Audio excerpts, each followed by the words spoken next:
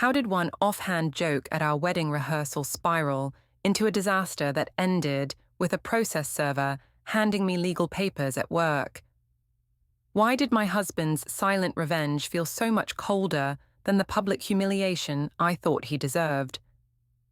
Here's how my harmless mistake led to the loss of everything I thought I controlled. Before we dive deeper into this story, I have one small request. Please subscribe, drop a like, comment, and hit that hype button to boost this channel so more people can discover these incredible stories. The wedding rehearsal dinner was supposed to be perfect. I had spent months planning every detail, from the ivory tablecloths to the centerpieces of white roses and baby's breath. The church event hall buzzed with conversation as our families mingled, champagne glasses clinking in celebration of what would be our big day tomorrow.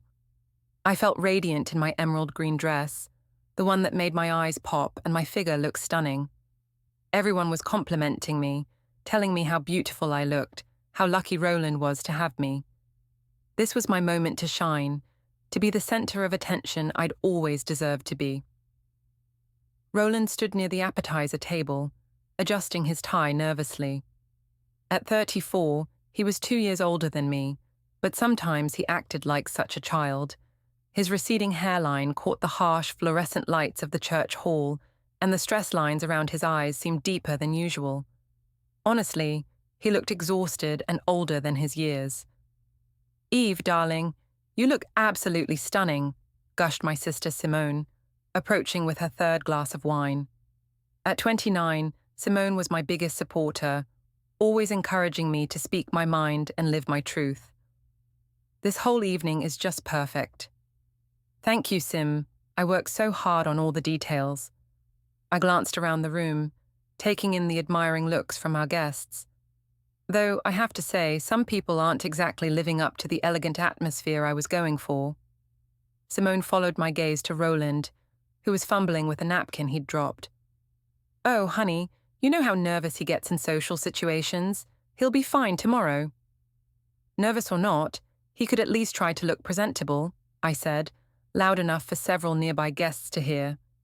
"I mean, look at him over there. With that wrinkled shirt and that tired expression, he looks like a wrinkled prune." The words came out before I could stop them, but honestly, they weren't wrong. Roland did look rumpled and worn out, especially compared to how radiant I looked tonight.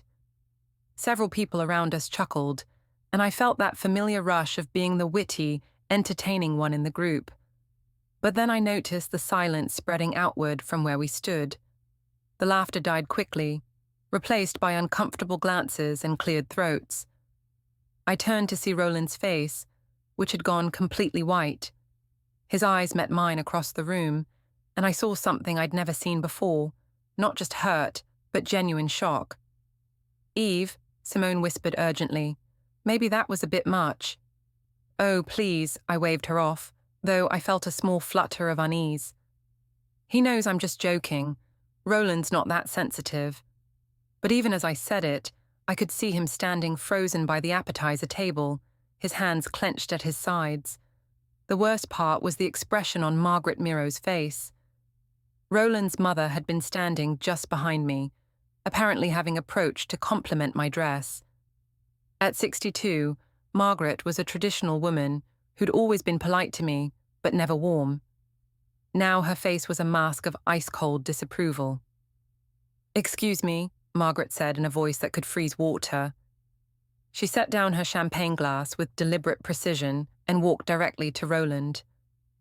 I watched as she placed a protective hand on her son's arm and whispered something in his ear. Roland nodded stiffly, his face still pale, and they moved toward a quieter corner of the hall. "Well, that was awkward," said Tom Bradley, one of Roland's co-workers from the IT department. "Maybe you should go talk to him, Eve." "Talk to him about what?"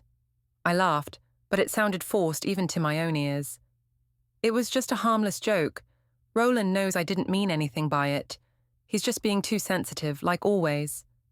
But as I watched Margaret and Roland talking in hushed tones, I felt that flutter of unease growing stronger. Margaret kept glancing back at me with undisguised coldness, and Roland's face was getting more and more closed off. Simone squeezed my arm. Maybe just go apologize quickly. Smooth things over before tomorrow. Apologize for what? I demanded, my voice rising slightly. For making a little joke, for trying to lighten the mood at my own rehearsal dinner. I shouldn't have to walk on eggshells just because Roland can't handle a bit of teasing. Several more guests had turned to look at us now, drawn by my raised voice. I could feel their judgment, their disapproval, and it made me angry. This was supposed to be my night, my celebration. Why was everyone acting like I'd committed some terrible crime? I grabbed a fresh glass of champagne from a passing server and took a large sip, trying to regain my composure. You know what? If Roland wants to sulk in the corner with his mother instead of enjoying our rehearsal dinner, that's his choice. I'm not going to let his oversensitivity ruin my evening. But even as I said it, I couldn't shake the image of Roland's face when my words hit him, and Margaret's expression was burned into my memory.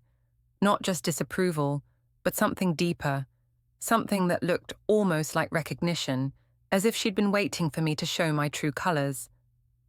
The party continued around us, but the atmosphere had shifted. Conversations were more subdued, and I caught people glancing between me and Roland's corner, with uncomfortable expressions. My moment of wit had somehow become a moment of social awkwardness, and I resented everyone for making me feel bad about it. Near the end of the evening, as guests were beginning to leave, I saw Margaret pull Roland aside again. This time, I was close enough to catch a few words of their whispered conversation. "She'll destroy you if you let her," Margaret said, her voice barely audible but filled with conviction. "Mark my words, Roland. Tonight was just the beginning." Roland's response was too quiet to hear, but his face was unreadable as he nodded. When he looked up and caught me watching, there was something in his eyes I'd never seen before. Not hurt, not anger, but calculation. As if he was seeing me clearly for the first time. I scoffed internally. Margaret was just being dramatic, trying to poison Roland against me before our wedding. And Roland was letting her get to him instead of standing up for his future wife. It was pathetic, really. But as we drove home in silence that night, I couldn't shake the feeling that something fundamental had shifted. Roland didn't say a word during the entire 20-minute drive, just stared straight ahead with that same unreadable expression. "You're not seriously going to let your mother ruin our rehearsal dinner, are you?" I finally asked, as we pulled into our driveway. Roland turned off the engine and sat quietly for a moment. When he finally looked at me, his voice was calm, but distant. "I'm not letting anyone ruin anything, Eve. I'm just thinking." "Thinking about what?" "About a lot of things." He got out of the car and headed toward the house, leaving me sitting alone in the passenger seat. As I watched him walk away, I felt a chill that had nothing to do with the evening air, but I pushed it down, telling myself I was overreacting. Tomorrow was our wedding day. Everything would be fine once we got through the ceremony and the stress was over. I had no idea that Margaret's words would prove prophetic, or that Roland's quiet thinking would lead to consequences I never saw coming. 3 months after our wedding, life had settled into a routine that felt increasingly suffocating. Roland went to work at the IT company downtown, came home at exactly 6:15 each evening, and spent most nights in his home office, working on freelance projects. Our conversations had become limited to logistics, bills, schedules, household maintenance. The spark I'd felt during our engagement had fizzled into something grey and mundane. Roland barely looked at me anymore, let alone complimented me or made me feel special. I was 32 years old and felt like I was already turning into one of those invisible married women who disappear into domestic routine. That's when Dorian Kestrel came back into our lives.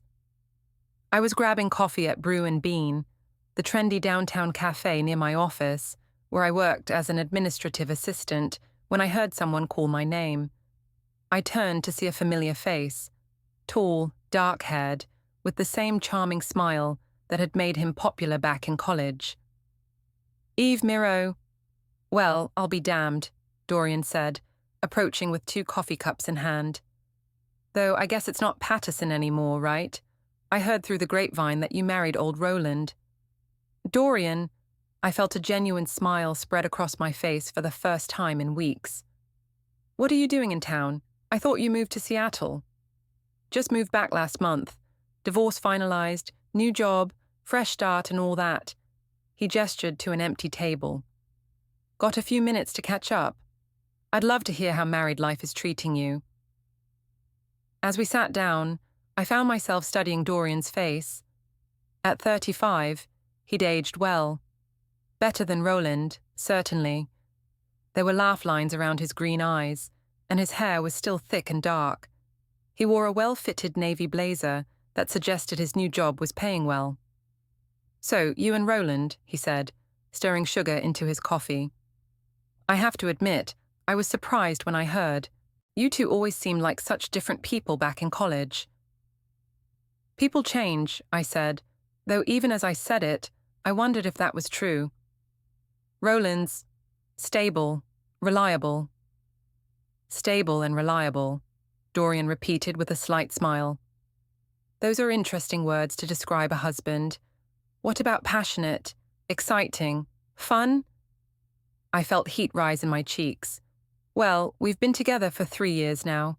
The honeymoon phase doesn't last forever. Doesn't it? Dorian leaned forward slightly. I mean, I know my marriage didn't work out, but even at the end, Penny and I still had moments of real connection. If you're already talking about the honeymoon being over after 3 months of marriage. He trailed off, but his implication hung in the air between us. I found myself thinking about the last time Roland had really looked at me, really seen me. When was the last time he'd complimented my appearance, or suggested we do something spontaneous together?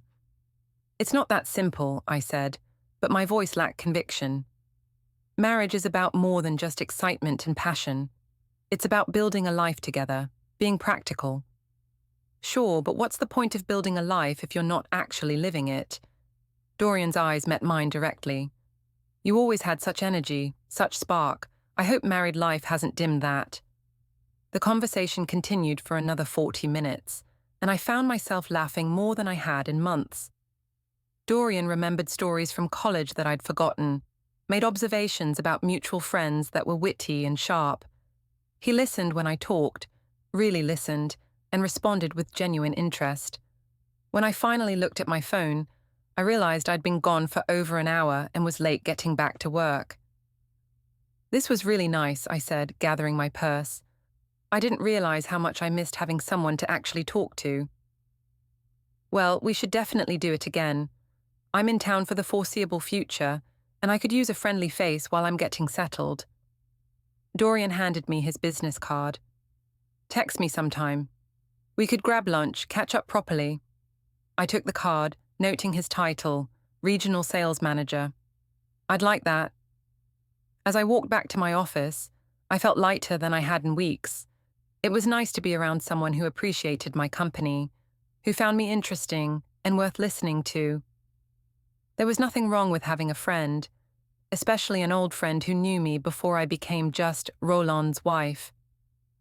That evening, Roland was already in his office when I got home, door closed as usual. I could hear him on a conference call, his voice a low murmur through the walls. I made dinner for myself, ate alone while scrolling through my phone, and was already in bed reading when he finally emerged. How was your day? He asked, the same question he asked every night. Fine, I replied, the same answer I always gave. But this time, I thought about Dorian's smile, the way he'd really looked at me when I talked. Actually, I ran into an old friend from college today, Dorian Kestrel. Remember him? Roland paused in the middle of taking off his watch. Dorian? Yeah, I remember him. What's he doing in town? He just moved back. Got divorced, new job, that whole thing. I kept my tone casual. We grabbed coffee and caught up. It was nice to see a familiar face. Roland's response was non-committal, but I caught something in his expression, a slight tightening around his eyes. How long has he been back? Just a month. He seems to be doing well, though, some big sales position. I closed my book and looked at Roland directly. He asked about you, actually. Said he was surprised we ended up together. Surprised how? Oh, you know how people are. They remember us as we were in college, not who we became. I shrugged. I told him people change, relationships evolve. Roland nodded slowly, then continued getting ready for bed. But I noticed he was quieter than usual, more thoughtful. When he finally got into bed, he lay on his back, staring at the ceiling, instead of immediately turning to face the wall like he usually did. "Eve," he said after several minutes of silence. "Yes? Are you happy, I mean, really happy, with us, with our marriage?" The question caught me off guard. It was the most direct thing Roland had asked me in months, and I wasn't sure how to answer. Was I happy? I thought about my day, the grey routine of work, coming home to an empty house, eating dinner alone while my husband worked behind a closed door. "That's a big question," I said finally. "What brought that on?" "I don't know. I guess I've been thinking lately that we don't really connect the way we used to. We're like roommates who happen to be married." It was such an accurate description that I felt a pang of something. Guilt, relief that he'd noticed too. "Marriage is an adjustment," I said. "We're still figuring it out." "Right. Of course." But Roland didn't sound convinced. "I just want to make sure we're both getting what we need from this relationship." "What do you mean by that?" Roland was quiet for so long I thought he'd fallen asleep. Finally he said, "Nothing. Never mind. Good night, Eve." "Good night." But I lay awake for a long time after Roland's breathing evened out into sleep. His question echoed in my mind. "Are you happy?" And I found myself thinking about Dorian's laugh, the way he'd made me feel interesting and alive for the first time in months. The next day, I texted Dorian during my lunch break. "Thanks for the coffee yesterday. It was really nice catching up." His response came back quickly. "The pleasure was all mine. Lunch tomorrow. I know a great little place on 5th Street." I stared at the message for several minutes before responding. I'd love to. As I hit send, I told myself it was just lunch with an old friend. There was nothing wrong with having someone in my life who made me feel appreciated and interesting. Roland was so caught up in his work and his own world that he barely noticed me anyway. But even as I rationalized it, I felt a small thrill of excitement that I hadn't experienced in my marriage. For the first time in months, I had something to look forward to. The lunch with Dorian turned into a regular thing. Every Tuesday and Thursday, we'd meet at different cafes around downtown, talking for an hour or sometimes longer. He was easy to talk to, funny, attentive in a way that Roland hadn't been in months. Dorian remembered details from our previous conversations, asked follow-up questions about things I'd mentioned, and always seemed genuinely interested in my opinions. When I complained about my boss's unreasonable demands, he listened sympathetically. When I mentioned feeling unappreciated at home, he told me I deserved better. "You're too vibrant to be stuck in a routine that doesn't fulfill you," he said during one of our coffee dates.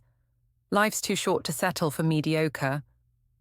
I found myself looking forward to our meetings more than anything else in my week. I started taking more care with my appearance on Tuesdays and Thursdays, choosing outfits that made me feel attractive and confident. For 2 hours a week, I felt like myself again, not just Roland's wife or someone's administrative assistant, but Eve, a woman worth paying attention to. Roland, meanwhile, seemed increasingly distant. He'd started locking his home office when he wasn't in it, which struck me as odd but not worth confronting him about. He worked later hours and spent weekend time on mysterious projects he claimed were just work stuff. When he asked about my longer lunch breaks, I was honest, mostly. "I told you, I've been catching up with Dorian. It's nice to have someone to talk to during the day." "How often are you meeting with him?" Roland's tone was carefully neutral, but I caught the underlying tension. "A couple times a week. What's the big deal? You're always working anyway. At least I'm not sitting around the house feeling sorry for myself." I'm not saying it's a big deal. I just think it's interesting that you're spending so much time with another man. The accusation in his voice made me angry. Another man? He's an old friend, Roland. We're having lunch, not running away together. Maybe if you paid half as much attention to me as you do to your computers, I wouldn't need to find conversation elsewhere. Roland's jaw tightened, but he didn't respond. Instead, he turned back to his laptop, effectively ending the conversation. It was typical Roland. Avoid confrontation, shut down, retreat into his work. The tension came to a head 3 weeks later at Sunday lunch at Margaret and Walter's house. Roland's parents had maintained the tradition of weekly family dinners, and while I usually found them tedious, they were part of the social obligations that came with being married to Roland. Margaret had prepared her usual spread: pot roast, mashed potatoes, green beans, and homemade rolls.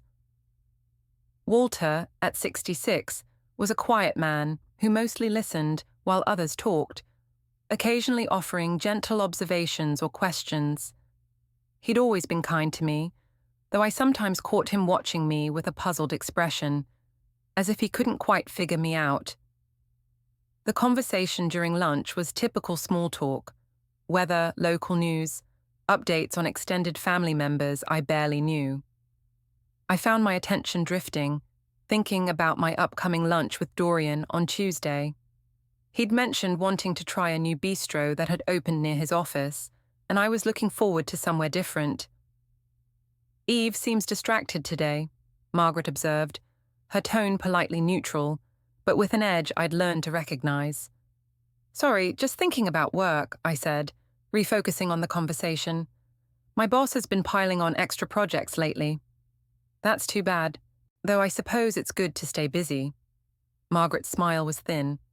"Roland mentioned you've been quite busy with social activities as well, lunch dates and such." I felt Roland tense beside me, and I shot him a look. Had he been discussing our private conversations with his mother? "I've been catching up with an old friend," I said carefully. "Someone from college who moved back to town recently." "How nice," Walter said genuinely. "It's always good to reconnect with old friends." "What does he do for work?"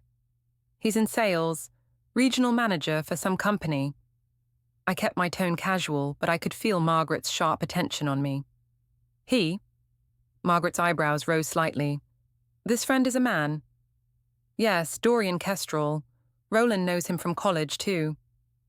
I looked directly at Margaret, daring her to make something of it. "I see." Margaret set down her fork with deliberate precision. "And you're meeting with this man regularly? Just the two of you?" The disapproval in her voice was unmistakable now, and it made me defensive. "We're having lunch, Margaret, in public restaurants. It's not exactly scandalous behavior." "Of course not," Margaret said smoothly. "I'm sure it's perfectly innocent. It's just that some people might misinterpret a married woman spending so much time alone with another man." "What people?" I demanded, my voice rising. "And misinterpret what? I'm having conversations with a friend. If other people want to make something dirty out of that, that's their problem." "Eve," Roland said quietly, "maybe we should—" "No, I want to hear this," I interrupted, looking directly at Margaret. "What exactly are you implying?" Margaret's expression remained calm, but her eyes were ice cold. "I'm not implying anything, dear. I'm simply observing that appearances matter, especially for a young married woman. People talk, and once rumors start, they can be very difficult to stop." "Rumors about what? About me having a friend? About me having conversations with someone who actually listens to me and treats me like I'm worth talking to?" The words came out more revealing than I'd intended, and I saw Margaret's expression shift slightly, not to sympathy, but to something that looked almost like satisfaction, as if I'd confirmed something she'd already suspected. "I think," Margaret said slowly, "that if a woman feels she's not getting adequate attention from her husband, the appropriate response is to address that within the marriage, not to seek attention from other men." "Oh, that's rich coming from you," I snapped, my temper finally breaking. "You've never liked me, never thought I was good enough for your precious son. Now you're trying to make me feel guilty for having a friend because you can't stand the idea that I might have a life outside of catering to Roland's every need. Eve, stop. Roland's voice was sharp now, but I was too angry to listen. No, I won't stop. I'm tired of walking on eggshells around your mother, tired of pretending everything is fine when your whole family treats me like an outsider. Maybe if any of you actually cared about my happiness, instead of just judging everything I do, we wouldn't be having this conversation. Margaret stood up slowly, her face pale but controlled. Walter, I think we should clear the table. Mum, please sit down, Roland said. Eve, you need to apologize. Apologize for what? For telling the truth? I stood up as well, my chair scraping against the floor. Your mother has been looking for an excuse to criticize me since the day we met, and now she thinks she's found one. Well, I'm not going to apologize for having a friend or for refusing to live like a nun just because it makes her uncomfortable. This has nothing to do with living like a nun, Margaret said, her voice deadly quiet. This has to do with respect. For your marriage, for your husband, and for yourself. But I can see that's not something you're particularly concerned with. The words hit like a slap. I felt my face burning with anger and embarrassment, especially when I saw Walter's uncomfortable expression and Roland's closed-off face. You know what? I don't have to listen to this. I grabbed my purse from the counter. Roland, I'll be in the car. As I stormed out, I heard Margaret's voice behind me. That girl is going to destroy this family if someone doesn't stop her. I sat in the car for 20 minutes fuming before Roland finally emerged from the house. His face was grim as he got into the driver's seat. Well, I demanded, are you going to defend your wife, or are you going to let your mother talk about me like that? Roland started the engine, but didn't immediately pull out of the driveway. Eve, what she said wasn't entirely wrong. Excuse me. You're spending a lot of time with another man. You talk about him constantly. You're more excited about your lunch dates with him than you are about spending time with me. Roland's voice was calm but tired. Maybe Mom's delivery was harsh, but her concern isn't unreasonable. I stared at him in disbelief. So you're taking her side? Your mother insults me in her own home, questions my character and my commitment to our marriage, and you think she's right? I think, Roland said carefully, that you need to ask yourself why you're so defensive about this friendship, and why you're more interested in impressing Dorian than in working on our marriage. Maybe because Dorian actually pays attention to me. Maybe because he treats me like I'm interesting and worth listening to instead of like I'm just another piece of furniture in the house. Roland was quiet for a long moment. When he finally spoke, his voice was very soft. Is that really how you feel? Like furniture? The genuine hurt in his question deflated some of my anger, but I was too worked up to back down now. Sometimes, yes. We barely talk anymore, Roland. You work all the time, you're always tired, and when we are together, it feels like you're just going through the motions. So your solution is to find emotional support from another man. My solution is to have a friend who makes me feel human again. If you have a problem with that, maybe you should ask yourself why. We drove home in silence, both of us stewing in our own thoughts. But as we pulled into our driveway, Roland said something that made my blood run cold. Eve, I want you to know that I love you, but I'm not going to compete with another man for my wife's attention. If you're not happy in this marriage, we need to figure out what we're going to do about it. It sounded almost like an ultimatum, and it made me angrier than anything Margaret had said. Are you threatening me? I'm not threatening anyone. I'm just saying that this situation isn't sustainable. Something has to change. That night, I texted Simone about the whole incident. Her response was immediate and supportive. Margaret sounds like a controlling bitch. Don't let them guilt you for having a life. You deserve to be happy. But as I lay in bed next to Roland's silent form, I couldn't shake the feeling that something fundamental had shifted. The look in Margaret's eyes hadn't been just disapproval. It had been recognition, as if she'd seen something in me that confirmed her worst suspicions. And Roland's quiet ultimatum echoed in my mind. Something has to change. I just had no idea how much. The confrontation at Margaret's house changed something in my relationship with Dorian. Where our previous meetings had been friendly lunches, filled with conversation and laughter, now there was an undercurrent of something more intense. We both knew that Roland's family disapproved, that there were people watching and judging, and somehow that made our connection feel more significant, more dangerous. "I heard you had some family drama over our friendship," Dorian said during our next lunch meeting. We were at a small bistro across town, farther from both our offices than usual. "Roland's mother has opinions about everything," I said, stabbing at my salad more aggressively than necessary. "She thinks married women shouldn't have male friends, apparently." "That's pretty old-fashioned thinking." Dorian reached across the table and briefly touched my hand. "I hope you're not going to let her intimidate you into ending our friendship." The touch was brief, barely a second, but it sent electricity up my arm. "Of course not. I'm not going to let Margaret Miro dictate who I can and can't spend time with." "Good, because I'd really miss these lunches if they stopped." Dorian's green eyes met mine directly. "You're the best part of my week, Eve. I hope you know that." The compliment made me feel warm and appreciated in a way I hadn't experienced in months. When was the last time Roland had said anything like that to me? When had he last looked at me the way Dorian was looking at me now, like I was someone special and worth treasuring? "You're pretty great yourself," I said, and meant it. Our conversation that day was more personal than usual. Dorian talked about his divorce, how he'd felt unappreciated and taken for granted in his marriage to Penny. I found myself sharing more about my own frustrations, Roland's emotional distance, the way he seemed more interested in his work than in me, the feeling that I'd become invisible in my own marriage.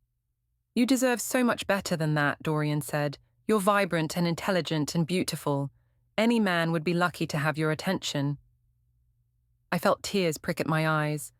Sometimes I feel like I'm disappearing, like I'm becoming one of those women who just fades into the background of her husband's life.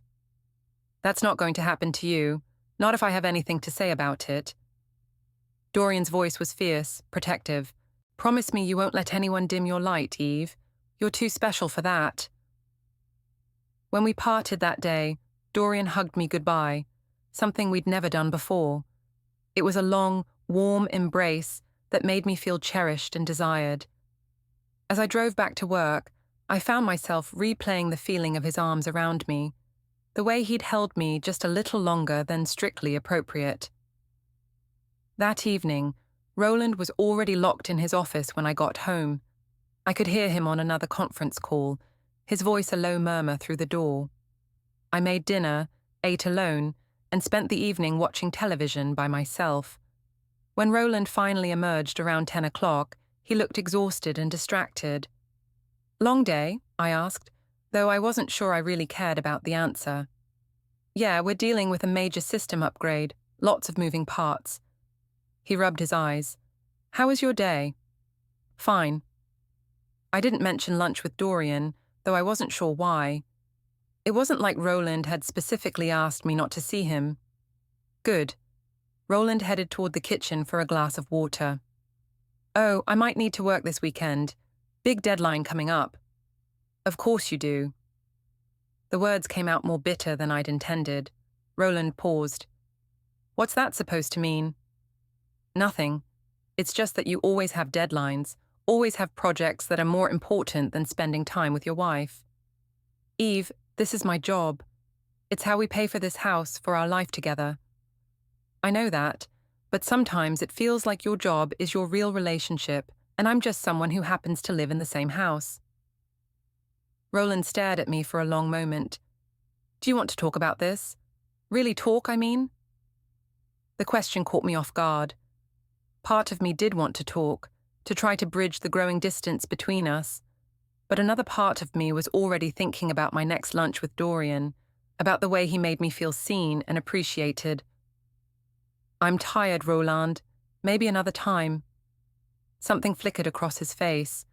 Disappointment, maybe, or resignation. "Sure, another time." The following week, Dorian suggested we meet somewhere different. "There's this great little wine bar near my apartment," he said. Very quiet, intimate atmosphere, perfect for actually having a conversation without interruption. I knew I should say no. Wine bars weren't lunch, they were dates.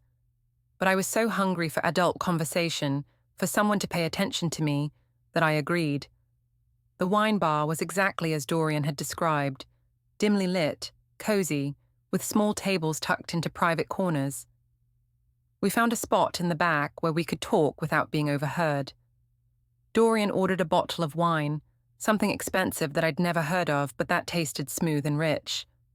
"This is nice," I said, looking around at the intimate atmosphere. "Very different from our usual cafe meetings. I thought you might like a change of scenery. Plus, I figured you could use some relaxation after all the family drama you've been dealing with." The wine went to my head faster than usual. I wasn't used to drinking in the middle of the day. Dorian was an attentive listener as I vented about Roland's increasing distance, his obsession with work, the way he seemed to take me for granted. "He's an idiot," Dorian said bluntly. "If you were my wife, I'd never let you feel unappreciated."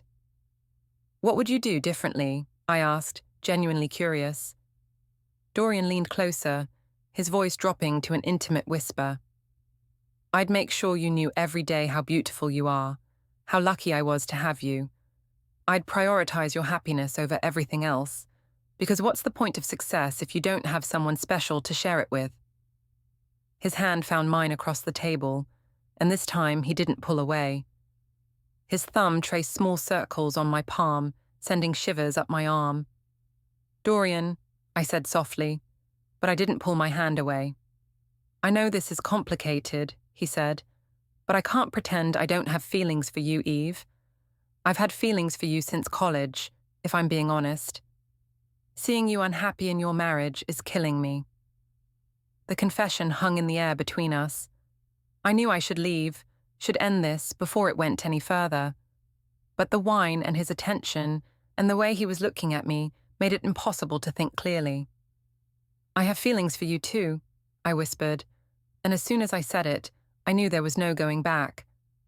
Dorian's apartment was a 10-minute walk from the wine bar.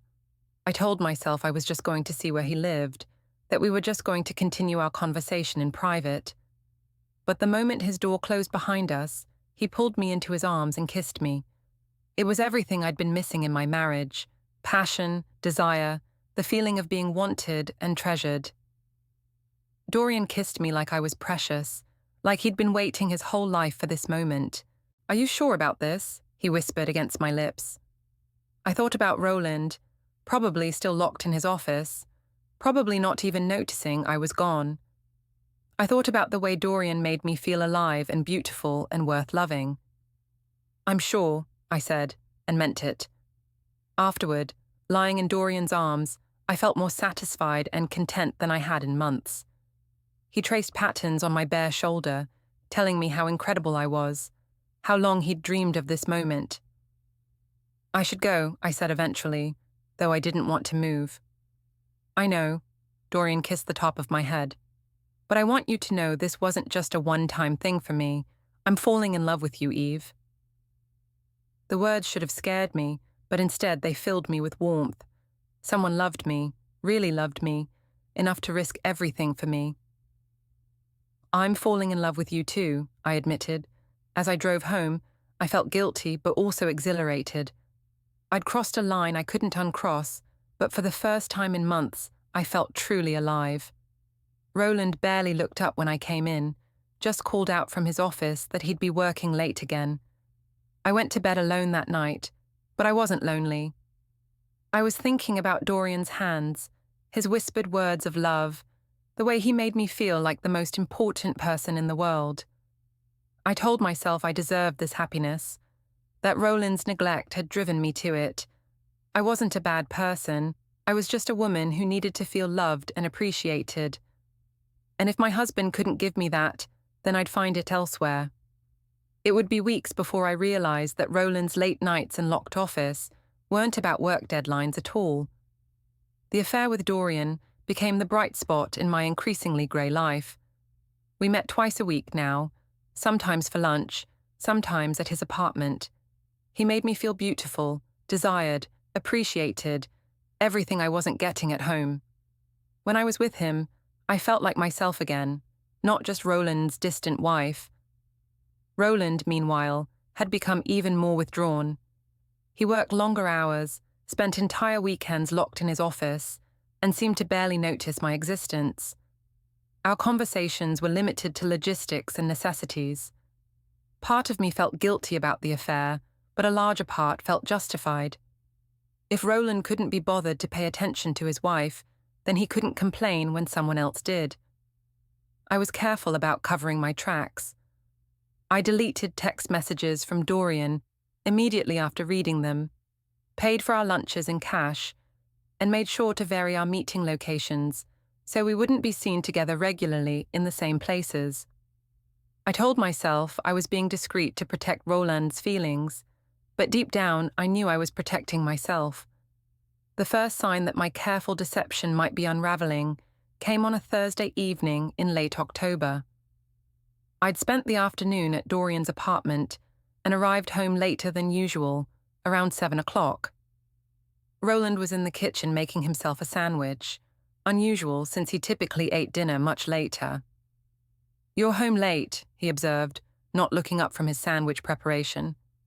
"Traffic was terrible," I said automatically. "Plus I had some errands to run after work." "What kind of errands?" The question was casual, but something in Roland's tone made me look at him more carefully. His expression was neutral, but there was a tension in his shoulders that hadn't been there before. "Just boring stuff. Grocery store, dry cleaner, you know." I kept my voice light. "Why?" "Just curious. I called your office around 5:30 to ask if you could pick up my prescription, but they said you'd left early." My heart skipped a beat, but I forced myself to remain calm. "I did leave a little early. That's when I ran my errands." Roland nodded slowly, taking a bite of his sandwich. "Makes sense, though I'm surprised you didn't mention the dry cleaner. I didn't see any clothes in your car." "I dropped them off, didn't pick anything up." The lie came easily, but I felt a flutter of unease. Why was Roland paying such close attention to my schedule all of a sudden? "Right, of course." Roland finished his sandwich in silence, then headed back toward his office. "Oh, Eve, next time you're running errands, maybe let me know. I worry when you're later than expected and I can't reach you." "Reach me? You didn't call my cell." Roland paused in the doorway. "Actually, I did. It went straight to voicemail." I pulled out my phone and saw that I had indeed missed a call from Roland. My phone had been on silent during my time at Dorian's apartment, and I'd forgotten to turn the sound back on. "Sorry, I must have had it on silent. You know how I am about phone etiquette in public places." "Sure, just try to keep it on, okay? In case of emergencies." After Roland disappeared into his office, I sat in the kitchen replaying our conversation. It felt different from his usual distracted questions about my day. It felt like he was testing me, checking my story for inconsistencies, but that was paranoid thinking. Roland was just being considerate, worried about my safety. I was reading too much into it because of my own guilt. The second sign came the following week. I was getting ready for another lunch with Dorian when I realized I couldn't find my favorite earrings, small gold hoops that I always wore when I wanted to look especially nice. I searched through my jewelry box, checked the bathroom counter, even looked in the car. "Roland," I called out, "have you seen my gold hoop earrings? The small ones?" "Which ones?" he called back from his office. "The ones I wear all the time. Small gold hoops about this big." I held up my fingers to demonstrate, then realized he couldn't see me. "I can't find them anywhere." Roland emerged from his office, looking genuinely puzzled. "When did you last wear them?" I tried to remember. I'd definitely worn them to lunch with Dorian earlier in the week, and I thought I'd worn them home. But now that I thought about it, I couldn't specifically remember taking them off. "I'm not sure. Maybe Tuesday." "Well, they'll turn up. Things don't just disappear." But the earrings didn't turn up and their absence nagged at me. I'd been so careful about everything else. Had I somehow left evidence of my affair in the form of missing jewelry? The third sign was the most unsettling. I was at Dorian's apartment the following Thursday when my phone buzzed with a text from Roland. "Working late again tonight, don't wait up." It was exactly the kind of message I'd grown accustomed to, but something about the timing felt off. I checked the timestamp, 3:47 p.m. Roland never texted about working late that early in the day, unless something unexpected had come up. "Everything okay?" Dorian asked, noticing my frown. "Yeah, just Roland saying he's working late. Again." I put the phone aside and tried to focus on Dorian's hands, tracing patterns on my bare skin. Sometimes I think he cares more about his computers than he does about me. "His loss," Dorian murmured, kissing my shoulder. "More time for us." But I couldn't shake the feeling that something was wrong. When I got home that evening around 6:30, Roland's car wasn't in the driveway. His office light was off, and the house felt empty. If he was working late, why wasn't he in his home office like usual? I tried calling his cell phone, but it went straight to voicemail. I told myself he was probably in a meeting, or his battery had died, or any number of perfectly reasonable explanations. But the unease continued to grow. Roland didn't come home until after 10 that night. I was already in bed, pretending to read, when I heard his key in the door. "How was your evening?" he asked when he came into the bedroom. "Quiet. How was work? You were there pretty late." "Yeah, crisis with one of our major clients. Had to stay until we got it resolved." Roland began getting ready for bed, his movements efficient and familiar. "Sorry I couldn't call. We were in meetings most of the evening." "No problem. I know how these things go." But as Roland brushed his teeth, I found myself studying his reflection in the bathroom mirror. He didn't look like someone who'd spent a stressful evening dealing with work crises. He looked calm, almost satisfied, like someone who'd accomplished exactly what he'd set out to do. The final confirmation that something had changed came the following Tuesday. I was planning to meet Dorian for lunch when I got a text from him. "Can't make it today. Something came up at work. Rain check." I was disappointed but not overly concerned. These things happened. I decided to use the unexpected free time to do some actual errands, including stopping by the bank to deposit a check. As I stood in line at the bank, I happened to glance out the window and froze. There, sitting in a car across the street, was Roland. He was facing the bank, and even from a distance, I could see that he was watching the entrance. My heart began to pound. What was Roland doing here? Why was he watching the bank? And more importantly, was he watching me? I completed my transaction quickly and left through the side exit, the one that faced away from where Roland was parked. I sat in my car for several minutes, trying to process what I'd seen. There had to be an innocent explanation. Maybe Roland had business at one of the other shops on this street. Maybe he was meeting a client nearby. But deep down, I knew better. Roland was watching me, following me, checking up on my activities. The careful questions about my schedule, the attention to my whereabouts, the mysterious late nights. It all added up to one terrifying conclusion. Roland knew about the affair. That evening, I tried to act normal, but my nerves were on edge. Every glance from Roland felt loaded with meaning. Every casual question felt like an interrogation. When he asked about my day, I gave vague, non-committal answers and tried to avoid eye contact. "Everything all right?" Roland asked as we were getting ready for bed. "You seem tense." "Just work stress," I said quickly. "You know how it is." "Right, work stress." Roland's tone was neutral, but something in his eyes made my skin crawl. "Eve, can I ask you something?" My mouth went dry. "Sure." "Are you happy? In our marriage, I mean. Really, truly happy?" It was the same question he'd asked months ago, but this time it felt different. This time it felt like a trap. "What kind of question is that?" I tried to laugh, but it came out forced and artificial. "Of course I'm happy. We're married. We have a nice life together." "Do we? Have a life together, I mean." Roland sat on the edge of the bed, looking at me directly. Because lately, it feels like we're living parallel lives that barely intersect. Roland, what's this about?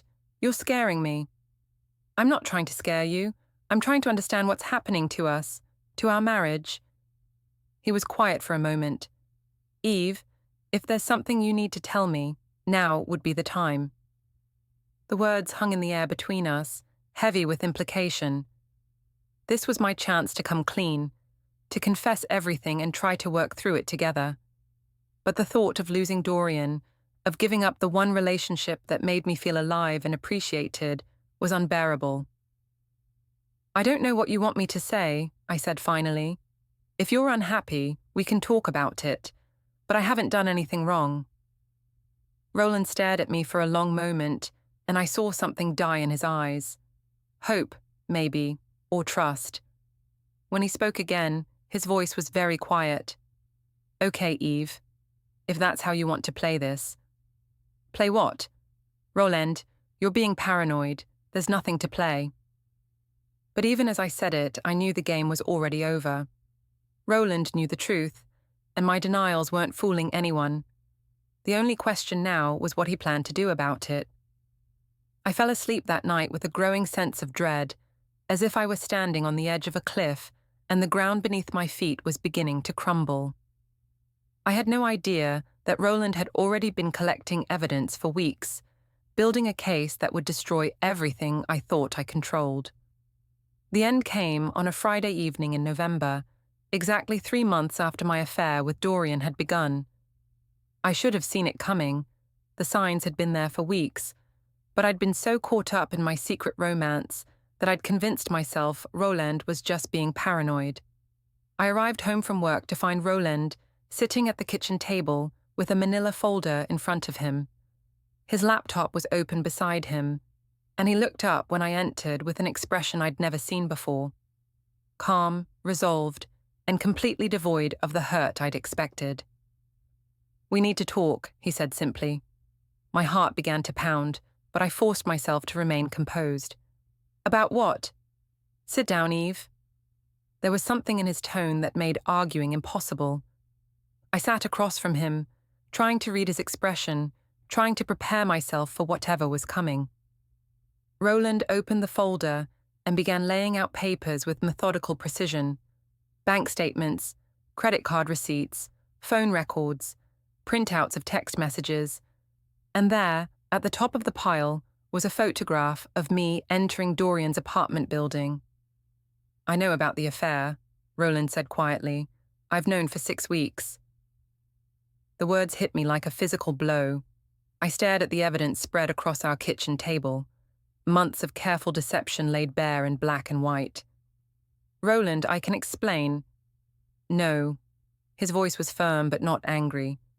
You've had plenty of opportunities to explain. I asked you directly multiple times if there was something you needed to tell me. You chose to lie.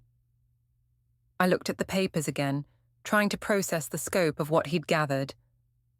When did I start investigating my own wife? Roland's laugh was bitter. When you came home 3 hours late claiming you'd been running errands, but your car was stone cold, like it had been parked for hours. When you started deleting text messages the moment you read them. When you began paying for everything in cash instead of using your credit card. He pulled out another sheet, a detailed timeline of my activities over the past 3 months. My lunch dates with Dorian, the times I'd been at his apartment, even the wine bar where we'd first kissed. It was all there, documented with the same methodical precision Roland brought to his work. You hired a private investigator? I asked, my voice barely a whisper. I didn't need to. I'm an IT specialist, Eve. I know how to track digital footprints, how to recover deleted data, how to piece together patterns of behavior. Roland's voice remained steady. Did you really think you could hide an affair from someone who troubleshoots deception for a living? I felt tears starting to form, but I pushed them back. Roland, please, let me explain what happened. I know why. Roland pulled out another paper, a printed email. Dorian was very forthcoming when I contacted him yesterday. My blood ran cold. You talked to Dorian? I sent him copies of all the evidence I'd gathered and asked if he had anything to add. He was quite cooperative, actually. Apologetic. He said the affair was mostly your idea, that you pursued him, that you complained constantly about our marriage, and told him you were planning to leave me anyway. The betrayal hit me like a slap. Dorian had thrown me under the bus the moment he realized he might face consequences. All his talk about love, about being willing to risk everything for me, had evaporated the instant things got complicated. It wasn't like that, I stammered. Wasn't it? Roland pulled out his phone and played an audio recording. My own voice filled the kitchen, complaining about our marriage, talking about how I deserved better, laughing as I described Roland as boring and predictable. I remembered the conversation. It had been at Dorian's apartment 2 weeks ago. I'd been venting about Roland's latest work crisis, saying things I didn't really mean just to justify what we were doing. You recorded me? Dorian recorded you. He's been recording your conversations for weeks, apparently. Insurance, he called it. Roland's expression was grim. He sent me everything yesterday. Audio files, photos, even some rather explicit text messages you sent him. The room seemed to spin around me. Not only had my affair been exposed, but I'd been betrayed by the man I'd thought loved me. Dorian had been documenting our relationship, collecting evidence that he could use to protect himself if everything fell apart. Roland, please, I tried again. I know this looks bad, but it doesn't just look bad, Eve. It is bad. Roland began gathering the papers back into the folder. You've been having an affair for 3 months. You've lied to me repeatedly. You've used our joint credit card to pay for hotels and gifts for another man. And according to these recordings, you've been planning to leave our marriage anyway. I wasn't planning to leave. I was confused, unhappy. The affair was a mistake, but it doesn't mean I don't love you. Roland looked at me with something that might have been pity. Do you love me, Eve? Because based on everything I've seen and heard over the past 6 weeks, you seem to have nothing but contempt for me. I opened my mouth to protest, but no words came. How could I claim to love someone I'd been betraying and lying to for months? How could I say I respected our marriage when I'd been mocking it in another man's bed? I want a divorce, Roland said simply. The words hung in the air like a death sentence. Roland, no. Please, we can work through this. We can go to counseling. We can... Eve, listen to me very carefully. Roland's voice was patient but implacable. I've spent the last 6 weeks watching my wife lie to my face while she carried on an affair with another man. I've heard recordings of you mocking our marriage, complaining about my appearance, calling me boring and pathetic. I've seen evidence that you've been using our joint finances to fund your affair. There's nothing left to work through. I felt panic rising in my chest. What about our life together? Our house, our future, everything we've built? What have we built, exactly? A marriage where you're so unhappy that you seek affection elsewhere? A relationship where you feel comfortable lying to me every single day? Roland closed the laptop. Eve, this marriage has been over for months. I'm just making it official. The doorbell rang, cutting through the tension like a knife. Roland stood up calmly. That'll be for you. What do you mean? Roland walked to the front door and returned with a man in a suit carrying a briefcase. Eve Miro? Yes? You've been served. He handed me a thick envelope and left without another word. With shaking hands, I opened the envelope and found legal documents. Divorce papers, a restraining order preventing me from accessing our joint accounts, and a custody petition. Roland was seeking full custody of Elena, our 7-year-old daughter, with supervised visitation for me. Elena? I looked up at Roland in shock. You're trying to take Elena away from me. Elena is staying with my parents this weekend. She doesn't need to see her mother being served with legal papers. Roland's voice was steady, but there was steel underneath. And yes, I'm seeking primary custody. A mother who lies, cheats, and uses family money to fund an affair isn't providing a stable environment for a child. You can't do this. I'm her mother. and I'm her father, a father who can provide stability, honesty, and a home environment that isn't built on deception. Roland stood up. Eve, you made your choices. Now you get to live with the consequences. I stared at the legal papers, trying to process what was happening. In the span of 20 minutes, my entire life had collapsed. My marriage was over, my affair had been exposed and documented, and I was facing the loss of custody of my daughter. Roland, please. I know I made mistakes, but... Mistakes? Roland's composure finally cracked slightly. Eve, you didn't make mistakes. You made choices. You chose to have an affair. You chose to lie to me for months. You chose to mock our marriage to another man. You chose to use our money to fund your betrayal. These weren't accidents or moments of weakness. They were deliberate decisions you made over and over again. The truth of his words hit me like a physical blow. He was right. Every lunch with Dorian, every lie I'd told, every time I'd deleted a text message or paid in cash to hide my tracks, they had all been conscious choices. What happens now? I asked quietly. Now you find a lawyer and we proceed with the divorce. The evidence is overwhelming, so I don't expect this to take very long. Roland's voice was businesslike now. You can stay in the house until the divorce is finalized, but I'll be staying at my parents' place. I've already moved my things.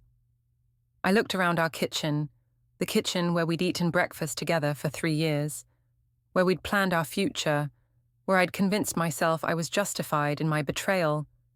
Now it felt like a crime scene, filled with the wreckage of everything I'd destroyed. Roland, I said one last time, I'm sorry. I'm truly, deeply sorry. Roland paused at the kitchen doorway and looked back at me. For a moment, I saw a flicker of the man I'd married, hurt, disappointed, but still capable of love. I know you are, Eve, but sorry doesn't undo 3 months of lies. Sorry doesn't rebuild trust that's been shattered. And sorry doesn't change the fact that you chose another man over our marriage. After he left, I sat alone at the kitchen table, surrounded by the evidence of my betrayal. I tried calling Dorian, but his phone went straight to voicemail. I tried texting him, but got no response. The man who'd claimed to love me, who'd said he was willing to risk everything for our relationship, had disappeared the moment things got complicated. 2 weeks later, I sat in a courthouse conference room with my lawyer, facing Roland and his legal team.